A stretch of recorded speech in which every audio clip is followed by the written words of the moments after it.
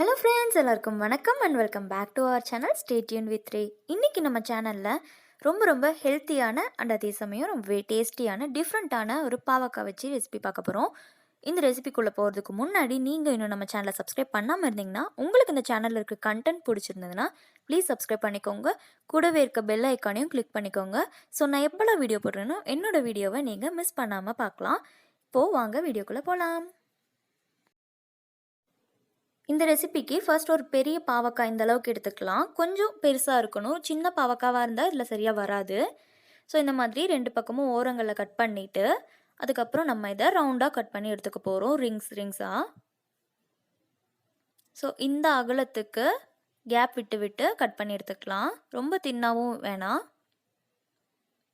நான் கட் பண்ணுற பார்த்தீங்களா, இந்த அளவுக்கு விட்டு கட் பண்ணிங்கன்னா கரெக்டாக இருக்கும். ஸோ இந்த மாதிரி ரிங்காக கட் பண்ணி எடுத்துக்கலாம்.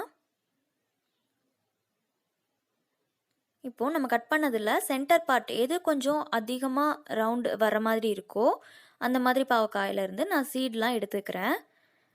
விதையெல்லாம் நீக்கிட்டு இந்த மாதிரி ஒரு ஃபுல் ரிங்காக எடுத்துக்கலாம். கம்ப்ளீட்டாக எல்லாத்தையுமே செப்ரேட் பண்ணி எடுத்து வச்சுக்கிட்டேன். இந்த அளவுக்கு ஒரு பெரிய உருளைக்கிழங்கு, அது கூடவே 2 சின்ன கேரட் எடுத்திருக்கேன். ஒரு கேரட் பெருசாக இருந்ததுன்னா அதுவே கரெக்டாக இருக்கும். இதை இந்த மாதிரி துருவறதுல சின்ன ஓட்டை இருக்கும் பார்த்தீங்களா, அதில் துருவி எடுத்துக்கலாம். ஸோ அப்போ தான் நைஸாக நமக்கு கிடைக்கும். அது இந்த மாதிரி துருவி எடுத்துக்கலாம். இப்போ அது கூடவே நான் உருளைக்கிழங்கையும் துருவி எடுத்துக்கிறேன். 2யும் துருவி முடிச்சதுக்கப்புறமா ஒரு பேனில் ஒரு கப் அளவுக்கு தண்ணி ஊற்றி கொதிக்க வச்சுக்கலாம்.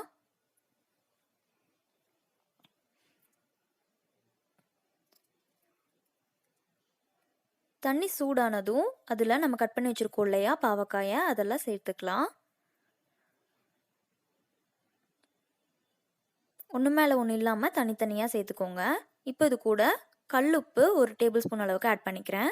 இது எதுக்காகன்னு பார்த்தீங்கன்னா, இந்த உப்பு போட்டு தண்ணியில் இதை சூடு பண்ணும்போது ரொம்ப ஓவராக கசப்பு இருக்கிறதெல்லாம் எடுத்துரும்.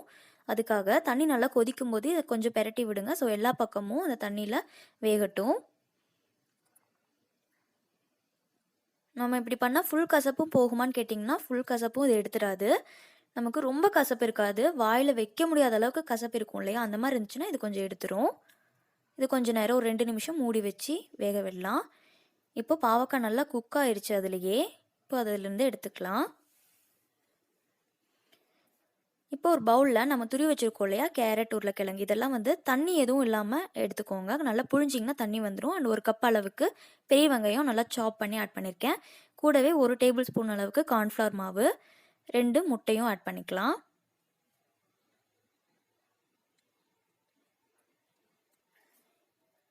இதுக்கு தேவையான அளவுக்கு உப்பு அண்ட் காரத்துக்கு 1/4 டேபிள் ஸ்பூன் அளவுக்கு பெப்பர் எடுத்திருக்கேன். இதில் காரத்துக்கு நான் வேறு எதுவும் ஆட் பண்ணல. இப்போ இது எல்லாத்தையுமே நல்லா ஒரு மிக்ஸ் பண்ணிக்கலாம்.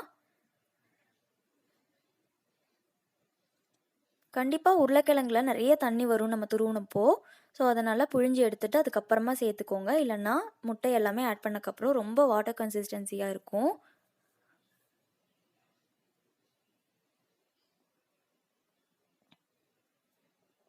இதெல்லாமே நல்லா மிக்ஸ் ஆகிற அளவுக்கு பண்ணிக்கலாம். நம்ம போட்டிருக்க உப்பு, பெப்பர் எல்லாமே எல்லா பக்கமுமே பரவிருக்கணும். அவ்வளோதான்.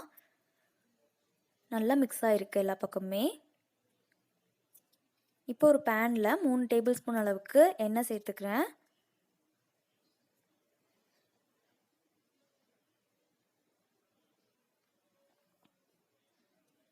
எண்ணெய் நல்லா சூடானதும் நம்ம வேக வச்சு எடுத்துருக்கோம் இல்லையா தண்ணியில் போட்டு, அந்த பாவக்காயை ஒன்று ஒன்றா ஆட் பண்ணிக்கலாம்.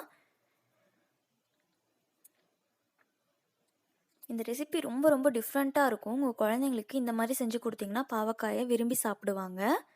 கண்டிப்பாக இதை ட்ரை பண்ணி பாருங்கள். இப்போ இதெல்லாமே ஒன்று ஒன்றா தனித்தனியாக ஆட் பண்ணியாச்சு.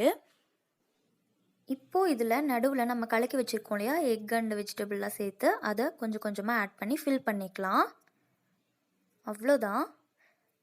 இது ஒரு பக்கமாக வேகும்போது இன்னொரு பக்கம் திருப்பி போட்டு எடுத்துக்கிட்டோன்னா நமக்கு ரெடி ஆகிடும். ஸோ இது மாதிரி ஒவ்வொன்றுலையும் ஆட் பண்ணிக்கிறேன். நம்ம பாவக்காய் ஏன் இந்த அளவுக்கு பெருசாக எடுக்கணும்னா, இது ஃபில் பண்ணும்போது அப்போ தான் நம்மளுக்கு அந்த தேவையான அளவுக்கு கேப் கிடைக்கும். ரொம்ப சின்னதாக இருந்ததுன்னா நீங்கள் ஸ்டஃப் பண்ண முடியாது. இதை அட்லீஸ்ட் இந்த அளவுக்கு இருந்தால் தான் உங்களுக்கு ஃபில் பண்ணி சாப்பிட்றதுக்கும் நல்லாயிருக்கும். இந்த எண்ணெய் எல்லா பக்கமுமே பரவி நல்லா ஈவனாக குக் ஆகிற மாதிரி பண்ணிக்கிறேன்.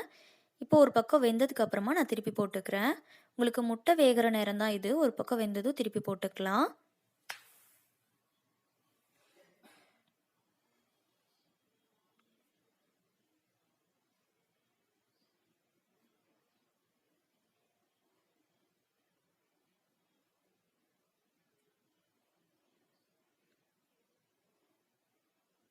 அவ்வளோதான், இந்த ரெசிபி ரெடி ஆயிடுச்சு.